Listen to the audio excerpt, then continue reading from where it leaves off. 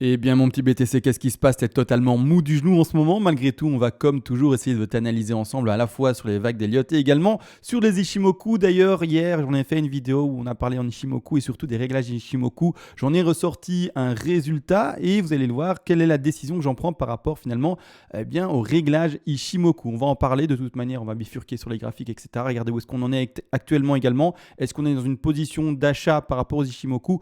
Oui, non, on va regarder ça également par rapport aux Elliott Wave. Où est-ce qu'on en est? Malgré tout, vous le savez, tout sera analysé après encore et toujours la toute minuscule intro.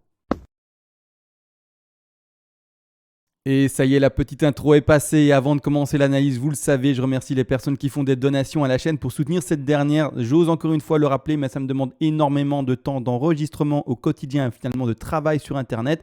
Et quelqu'un qui est récompensé pour tout ce temps, et également, j'ose espérer, la pédagogie que j'essaye de vous transmettre et vous enseigner, eh bien, c'est quelqu'un qui va continuer. On ne se le cache bien entendu pas. Merci à toutes ces personnes du coup qui passent le pas et se disent, ben voilà, j'écoute le petit gars depuis 1 an, 2 ans, 3 ans, peut-être même maintenant bientôt 4 ans. Et c'est vrai, je peux peut-être passer le pas. Merci à vous, bien entendu. Vous le savez peut-être pas et c'est pour ça que je le rappelle également. Je vous enverrai en contrepartie vers les premiers paliers de donation parce que oui, ça fonctionne par palier. Toutes les règles d'analyse ici qui vous permettront de faire exactement le même travail que ce que je fais pour ma part à l'écran tous les jours, mettre des projections de prix, faire également tout simplement également des plans de trading avec take profit partiel, stop loss, point d'entrée précis, par après également stop profit, bref, tout ça par vous-même. Et également, je le rappelle, c'est vrai que vers les paliers du coup les plus élevés, les plus importants, vous pourrez également me demander une analyse en particulier, c'est-à-dire en privé sur l'actif de votre choix. Et je le ferai en vidéo privée pour vous, bien entendu, le plus rapidement possible également. Maintenant, tout est dit et on part enfin dans l'analyse à proprement parler. Vous le savez, hier, on en était où? On était dans l'élaboration d'encore une fois et toujours cette fameuse ABC qui est indiquée ici en très léger. Clairement, je vais du coup la mettre en plus grand pour qu'on puisse la distinguer de manière plus simple. Mais clairement, on est toujours et encore dans cette fameuse ABC en flat qui n'est pas encore terminée. Hier, je vous avais dit, faites attention aux 161,8% de Fibonacci. Vraiment, ceux qui rentrent là-dessus, vous devez mettre votre stop en dessous au moins de ce niveau-là. C'est-à-dire qu'on n'y est pas encore. Vous avez dû d'office mettre votre stop. Donc, je vais le symboliser d'office en dessous.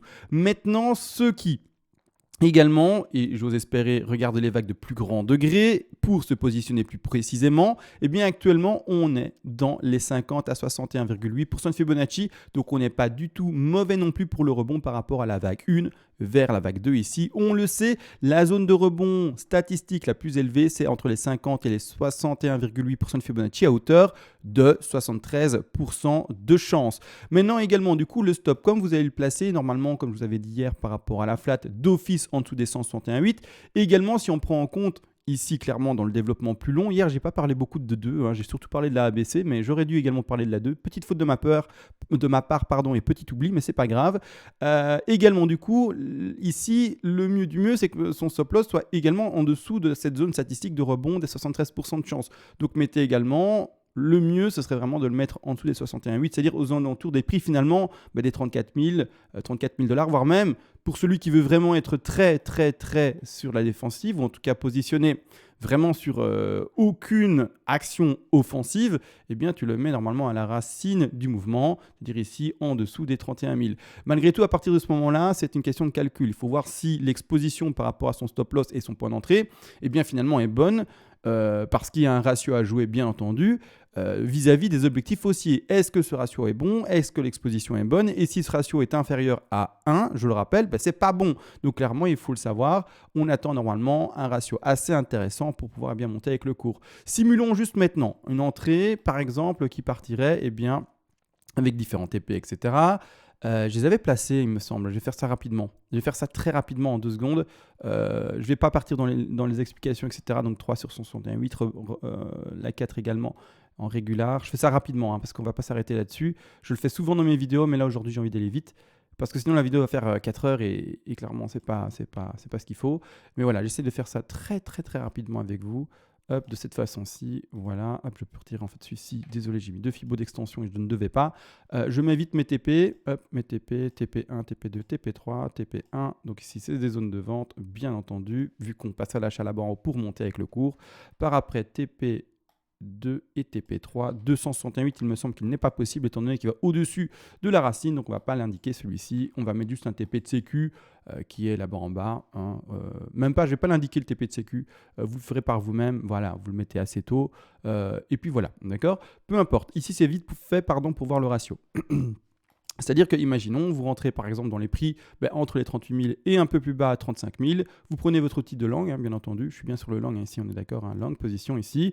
Vous symbolisez votre entrée. Je ne vais pas faire comme si vous rentrez au point ici les 38 828 $, 35 818 $, pardon. C'est vraiment, ce serait entre guillemets symboliser d'office une entrée parfaite. Non, on va exprimer ici l'erreur humaine potentielle, également le fait d'être rentré trop tôt vis-à-vis d'un décompte qui est peut-être prématuré ou des choses comme ça. Donc on va mettre ici une entrée qui n'est pas parfaite, expressément pour l'exemple. On va rentrer par exemple sur un 38 000 assez tôt, on va partir ici sur un 38 000, 37 800. Bon, ici je le pose ici. Stop loss de manière très défensive ici. Vous voyez ici du coup on a ainsi tout simplement une exposition de 17,75%.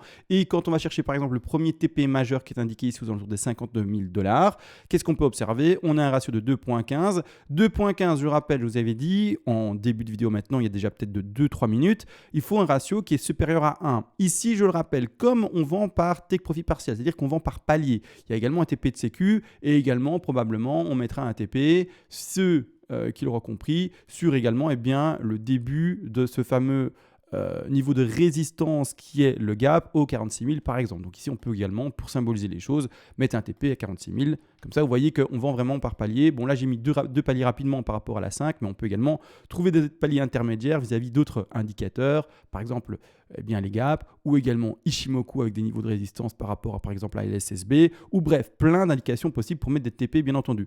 Malgré tout ici, quand on regarde juste déjà ceci, on est sur un ratio de 1.18 pour le minimum et également pour le maximum, on est sur un ratio ici qui est de 2.98, donc sur un ratio de 3 pratiquement. Je rappelle, je l'ai dit, il faut un ratio supérieur à 1. Mais comme on vend par palier, c'est faux, d'accord? Ce ratio-là, en fait, n'est pas réel. Ce ratio des 2.98 est réel si vous passez à l'achat ici au prix donné, hein, c'est-à-dire aux 37 838 $, par exemple, et que vous revendez à 100% dans le dernier palier. Est-ce que c'est ce qui se passe? Non, vous allez vendre par exemple ici 15%, 20%, 25% et garder dans le cas où, bien simplement, ça continue à pumper. C'est pas ce qui se passe. Vous n'achetez pas là à 100% et revendez là-bas en haut à 100%. Donc ce ratio est faussé. De manière très simplifiée, pour ne pas aller dans des calculs mathématiques trop scientifiques, etc., le plus simple, c'est vous divisez votre ratio par 2. S'il est toujours supérieur à 1, c'est pas mauvais, d'accord? Si au contraire, il est inférieur à 1, là, on commence à se poser des questions et bien clairement, on commence même à se limiter sur l'ouverture de ce trade-là qui s'en tirait mauvais. Ici, on va arrondir à 3, hein, parce que voilà, 2,98, j'ai pas envie de le diviser par 2, même si c'est pas si compliqué que ça. 3 divisé par 2, on est sur 1,5, d'accord, clairement. 1,5, c'est un ratio qui est encore bon, étant donné qu'il est supérieur à 1. D'accord? Donc, il faut le comprendre. Faire attention à ça, bien entendu. L'exposition est assez grande. Hein. Rappelez-vous de toute manière, hein, ça, bon, risque management, j'ai pas trop envie d'élaborer tout ça aujourd'hui. Mais bon, pourquoi pas. Le risque management, c'est le plus important. C'est-à-dire que les 17,75% ici d'exposition vont déterminer le capital que vous mettez sur le trade. Ce n'est pas le capital mis sur le trade et ensuite vous dire « Ah, il y a 17,75, ça va nous faire une perte Intel » et vous découvrez quelle perte vous allez peut-être avoir si vous allez faire finalement, vous allez vous faire toucher par votre stop loss. Non, l'objectif, c'est le contraire, c'est de savoir combien vous allez perdre d'office par trade. Vous donnez par exemple un pourcentage défini de perte par trade par rapport à votre capital de trade total. Imaginons votre bag il vaut 10 000 $, pour donner un exemple, et vous dites à chaque trade, je ne veux perdre que 1% de mes 10 000 $. Donc ici, vis-à-vis de l'exposition des 17,75, il faudrait que ce capital mis sur ce trade-là, les 17,75 correspondent à ces 1% totaux de 10 000. Et à ce moment-là, vous saurez combien déterminer par rapport au trade. C'est une petite règle par 3, d'accord? C'est ça, hein, je ne me rappelle jamais du nom de l'affaire. Chaque fois, on me le rappelle dans les commentaires, je pense que c'est ça. Bref, hein, d'accord, c'est un truc en croix, machin, vous avez compris. C'est pas très compliqué. Et puis même ici, l'outil, il faut le savoir, hein, de l'exposition ici, nous le propose. Je ne sais plus où est-ce que c'est, mais je ne l'utilise jamais, mais je sais que c'est...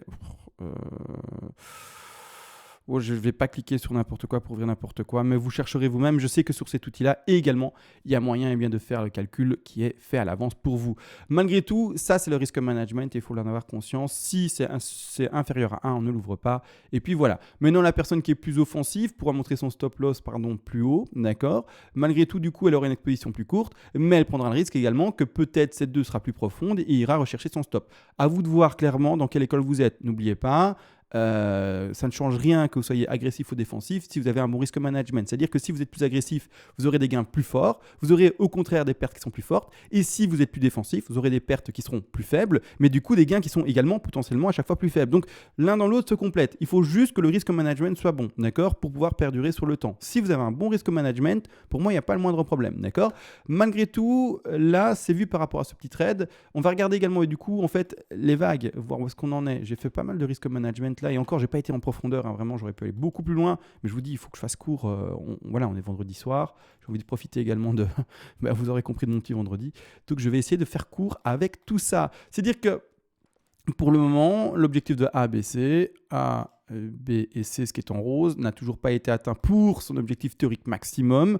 On rappelle, on pouvait passer à l'achat sur les 61 800 si on favorisait une flat en running, et si au contraire on favorisait une flat en étendue, 123, 127, 123, pardon, 127, oui, l'intervalle ici, et également 161, 8, d'accord. Maintenant, n'empêche, où est-ce qu'on en est dans le sous-décompte? Est-ce qu'on a 5,20 qui termine cette C? Parce que oui, il y a toujours moyen de zoomer, etc., pour essayer de déterminer si une vague est terminée. Déterminer si une vague est terminée. Waouh, la phrase elle est magnifique. Malgré tout, du coup, on va passer en. Je vais regarder la time frame la plus correcte. En horaire. Ouais, en horaire, ça peut aller. Time frame plus petit, ce serait pour avoir trop de bruit. Time frame plus petit, ce serait pour avoir trop de bruit. On voit la sous-divergence ici en 15 minutes pour la fin de la 3 ici. Donc le sous-décompte ici, oui, bon, voilà, on va avoir trop de bruit. Je vais plutôt passer en horaire où les divergences sont bien mieux indiquées par rapport au degré qu'on travaille. C'est-à-dire que cette C6 doit se faire, ceux qui travaillent un peu ici, les lots le savent, mais en 5 vagues. Pour le moment, ce que je vois à l'écran, c'est ceci.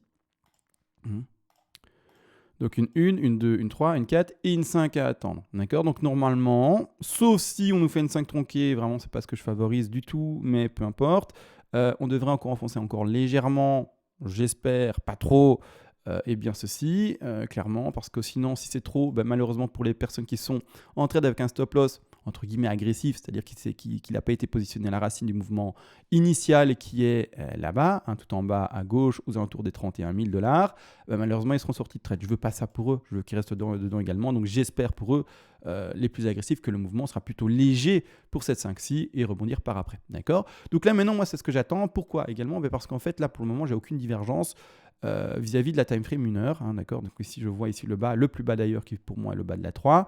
On va regarder également avec les Fibonacci par après, on a un rebond de 4 et actuellement on serait enfin en train de faire cette 5 là. C'est-à-dire que ce que je veux lire, et vous devez le comprendre, sur le cours et également sur le récit, c'est-à-dire en fait c'est ceci.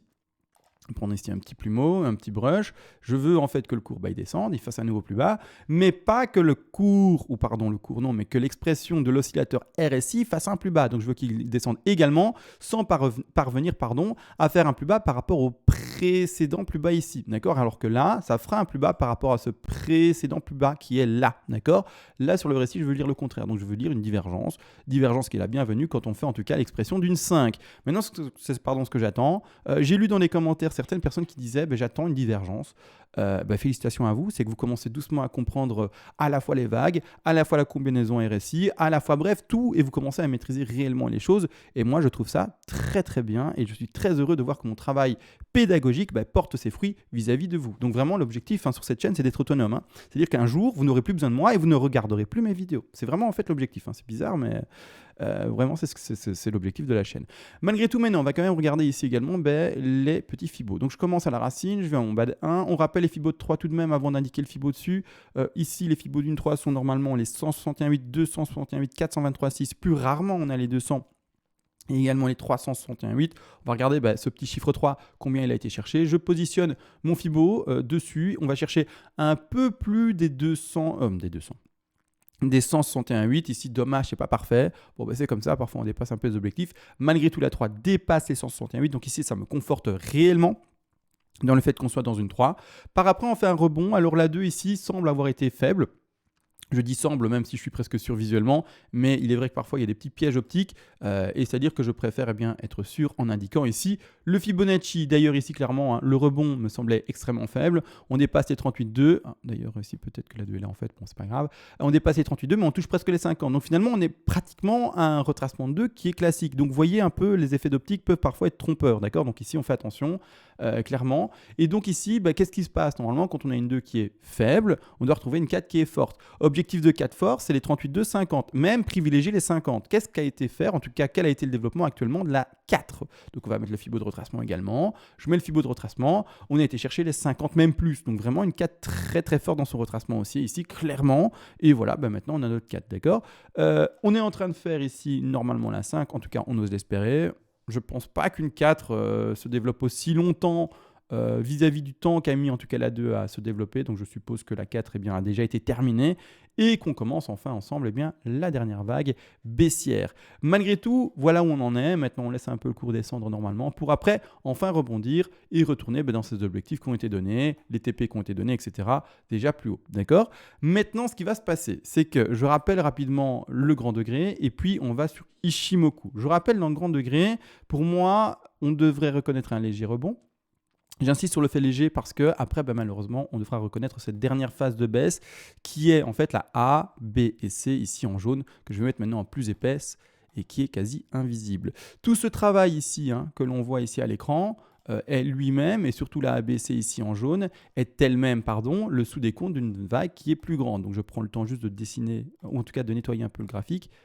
Comme ça, on voit en fait les vagues de plus grande envergure.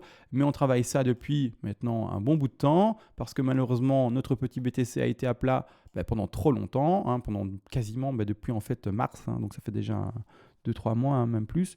Mars, avril, mai. On va sur le juin, donc presque 3 mois. Voilà, où on est à plat et où on s'ennuie. D'accord, je repositionne bien les vagues parce qu'il y a eu un petit décalage, je ne sais pas pourquoi. Mais voilà. Donc nous, on est dans l'expression toujours cette fameuse W. X et puis Y. Y qu'on attend tout simplement parce qu'on n'arrive pas à la terminer. Soit elle devait se faire en triangle ou ici en ABC par exemple en zigzag, dans les deux expressions possibles pour nous. Et clairement, là maintenant, ce n'est pas le cas. Le triangle, c'est pas fait. Et on part plutôt dans la zigzag. Donc, malheureusement, pour ceux qui m'ont suivi, la consolidation à plat ne s'est pas faite. Et on est du coup pas rentré en trade vu qu'on n'a pas vu le triangle se dessiner. Donc, il n'y a pas eu de confirmation. Et au contraire, ça s'est écrasé. Maintenant, tout simplement, on attend c'est tout simplement le petit rebond. Et puis après, encore une fois, l'écrasement de la C. J'ai également lu une petite question par rapport à la C. CMA, est-ce qu'une C peut être tronquée? C'est tout à fait possible. Maintenant, ce n'est pas normalement ce qu'on doit privilégier. Après, c'est possible. Et également, ce qui, en tout cas, me trigger, si je peux utiliser ce terme-là, en tout cas, me donne un peu de curiosité et un peu, vous avez compris, m'intéresse. C'est en tout cas les gaps ici qui sont un peu plus bas, aux alentours par exemple des 25 000 et ici des 23 000. Et également, il y a des gaps encore plus bas vers les 19 000, 18 000, etc. Mais il y a un gap qui est tellement proche. Et peut-être qu'on va aller le combler. D'accord? Donc c'est vraiment observé, c'est assez intéressant. Bref, on va regarder comment ça se passe. Le BTC nous réserve bien entendu pas mal de surprises. Maintenant, Ichimoku et Gap terminé. D'accord? On ne va plus en parler. Ichimoku et Gap. Elliott et Gap, terminé, on ne va plus en parler. Maintenant, on va passer sur Ichimoku. Alors Ichimoku change le graphique, là où il n'y a aucun dessin, là où il n'y a rien. Je mets l'Ichimoku maintenant de manière visible à l'écran, mettant des lignes au début. Voilà, et on va d'abord parler en fait des réglages. Alors les réglages, pour ceux qui n'ont pas vu la vidéo d'hier, c'était une grande question parce qu'il existe deux écoles. Il y a l'école réglage basique, c'est-à-dire classique, je vais l'appeler vraiment réglage classique, et c'est le réglage que l'on voit ici à l'écran, et c'est-à-dire c'est le réglage qui est indiqué ici en 9, 26, 52, 26, d'accord? C'est un réglage qui est défini par le créateur, si je peux m'exprimer comme ça, j'ai oublié son nom en fait, c'est pour ça que je dis ça. Je ne sais plus. Osada, mais son prénom, je pense, je ne sais plus. Oishi, Osada, je ne sais plus. C'est pas grave, c'est pas le plus important. Mais clairement, ici, ces indications-ci, et donc ici, les valeurs que l'on voit à l'écran sont définies depuis bien longtemps, sont utilisées sur tous les marchés boursiers, tous les marchés finalement spéculatifs. Mais sur les cryptos, il y a une deuxième école qui arrive doucement et qui, comme le cours est ouvert 24 heures sur 24, 7 jours sur 7, certains modifient la valeur. Hier, on en a parlé et je vous ai demandé à tous d'écrire dans les commentaires pour ceux qui avaient un avis éclairé sur le sujet. Est-ce qu'on Mais la nouvelle école, qui est du coup de passer 10, 30, 10, 30, 60 et à nouveau 30, ou est-ce qu'on laisse en 9, 26, 52, 26? Le plus grand résultat et la masse qui s'est exprimée, c'est de laisser les réglages en classique. Donc moi, je vais suivre ça, bien entendu, et c'est tout à fait, à mon sens, normal, parce qu'il est vrai que vraiment, les avis ont été très intéressants, et la majorité des personnes, normalement, en fait, appliquent, en tout cas apparemment les traders pro appliquent le réglage classique. C'est apparemment également la masse qui utilise également, que ça soit sur les cryptos ou pas, eh bien, le réglage classique. Et c'est-à-dire que également c'est un effet de, comment est-ce qu'on appelle ça encore, vu que l'outil est utilisé d'une telle manière par beaucoup de monde, eh bien c'est pas, en fait c'est, vu que l'outil est utilisé par beaucoup de monde, le cours, entre guillemets, en tout cas les signaux seront vraiment mieux retranscrits sur le cours par rapport finalement à la masse qui utilise le même outil et les mêmes réglages.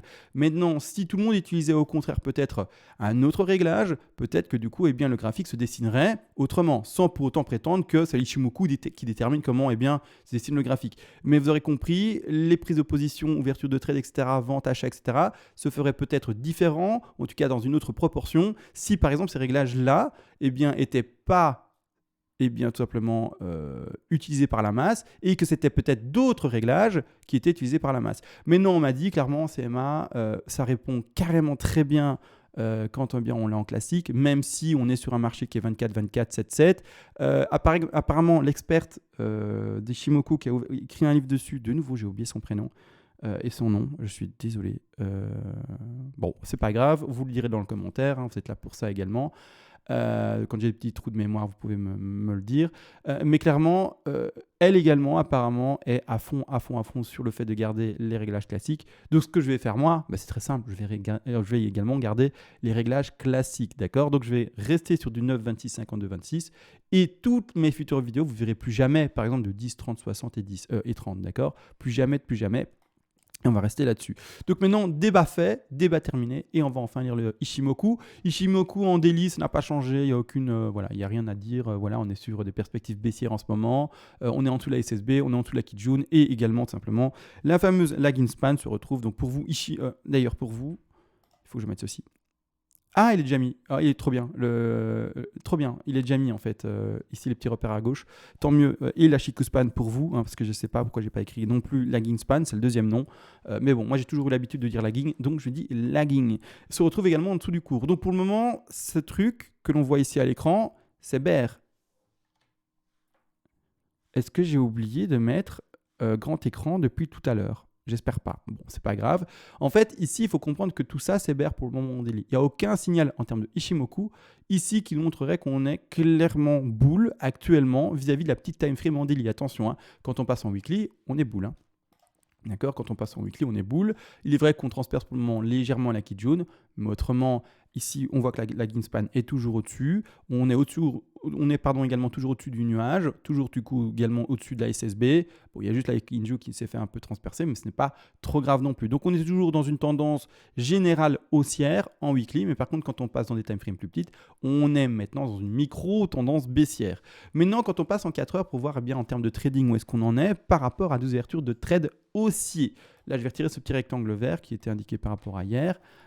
Mais qu'est-ce qui se passe? Et là, maintenant, ce qu'on peut observer, donc en réglage classique, hein, ici, on voit que la lagging span repasse sous le cours. Donc, elle était avant, il y a de ça quelques heures, au-dessus. Donc, c'était un bon signal acheteur. Attention, bien entendu, à combiner avec tous les autres signaux d'acheteurs hein, qui n'étaient pas encore réunis, vu qu'on était toujours en dessous de la SSB. Donc, il n'y avait aucune raison de passer à l'achat par rapport à Ichimoku. Mais par contre, maintenant, on est en dessous du cours. Donc, ici, ce qu'il faudra plus tard attendre, c'est qu'il y ait un pump.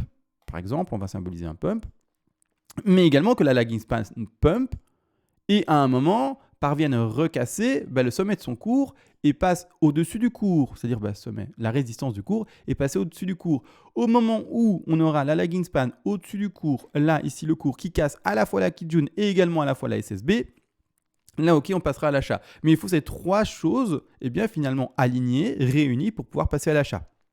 Là actuellement, Ben malheureusement, on s'éloigne de plus en plus de la SSB. La Kijun, eh bien clairement, c'est de nouveau fait forcer à la baisse.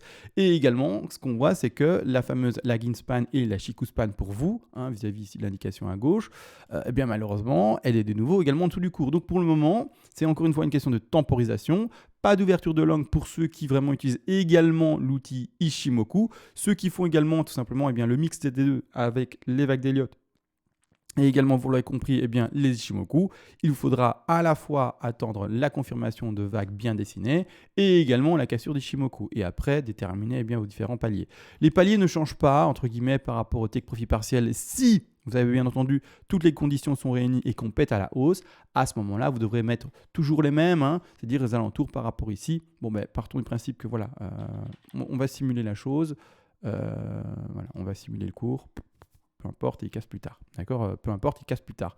Il y aura potentiellement déjà, en fait, par rapport à ce gros niveau ici de résistance, il monte aux alentours des 47 000, des 47 000 non, mais 40 700 $, pardon, un beau niveau à prendre comme take profit partiel ici. D'accord ? Boum. D'accord, donc je mets du rouge. Position ouverte, bon, je ne sais pas, un peu plus tard, un peu plus tôt. Voilà. Là, j'ai aucune. On n'a pas le cours. Je symbolise et j'essaie d'être pédagogique. Donc, position ouverte, stop loss à placer, comme expliqué sur la vidéo, enfin pas la vidéo, mais au tout début de cette vidéo-ci. Je ne vais pas revenir là-dessus. D'accord, ça c'est simple, c'est du risk management, etc. Également, du coup, ouverture de position possible à un moment. On ne sait pas encore, on n'a pas encore le signal ni rien. Et si le signal a lieu, s'il n'a pas lieu, il n'a pas lieu. TP1 à prendre sur la première zone de résistance ici, vraiment très forte. Également TP2 à prendre par rapport ici à l'SSB1. Moi j'utilise beaucoup la SSB1, c'est vraiment la plus grande période et c'est vraiment celle en laquelle j'ai le plus de confiance. Ici également du coup un TP numéro 2 à 44 139. TP un peu plus supérieur ici, qu'on peut placer sur la Kijun. Ceux qui veulent la passer sur la Kijun, vous pouvez le faire. Là-dessus, il n'y a aucune contre-indication. On voit également un beau niveau de résistance par rapport à la Kijun ici, qui est aux alentours des 46 800 $. Ça ferait 1, 2, 3 TP. Et vous pouvez mettre un quatrième TP sans le moindre souci. D'ailleurs, sur la superposition de la Kijun et également de la SSB. Vous voyez ici, la SSB et la Kijun donnent vraiment le même palier. Et vous pouvez également mettre un palier ici, tout simplement, par rapport à ce niveau de TP.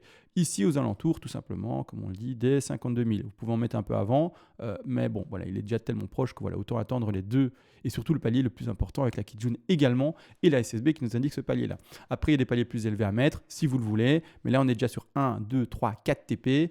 C'est déjà pas mal pour un trade. À vous de voir, bien entendu. Et rappelez-vous, quand on ouvre un trade, ce que je ne l'ai pas dit au début de vidéo, c'est de jamais clôturer sa position, même si tout se passe bien. Imaginez, ça pump, on prend tous ces TP, 1, 2, 3, 4. Ne jamais, même en ayant atteint ce dernier TP, tout simplement ne jamais avoir vendu ses 100% de trade, c'est-à-dire sa position ouverte reste ouverte même si ce n'est que plus qu'avec 5%, 10%, 15%, 20%, pour donner vraiment un exemple de trade encore ouvert. Pourquoi ? Parce que, encore une fois, je le rappelle, il est bel et bien très beau d'analyser le cours, mais si le cours veut pumper plus haut que ce qu'on a analysé, imaginé, pensé, et qu'en fait, là, c'était le bottom et qu'on est parti pour les 72 000, pour donner l'exemple, parce que je me suis arrêté là avec la flèche, c'est let's go vers les 72 000. Donc dans ce trade ici, on sera très content d'être encore dedans, bien entendu, pour profiter des gains supplémentaires. Je vous rappelle, c'est la logique inverse que l'on a par rapport à ces pertes. Les pertes, on les clôture rapidement avec un stop loss positionné en se disant, voilà, dès qu'on va chercher là, ma perte, elle est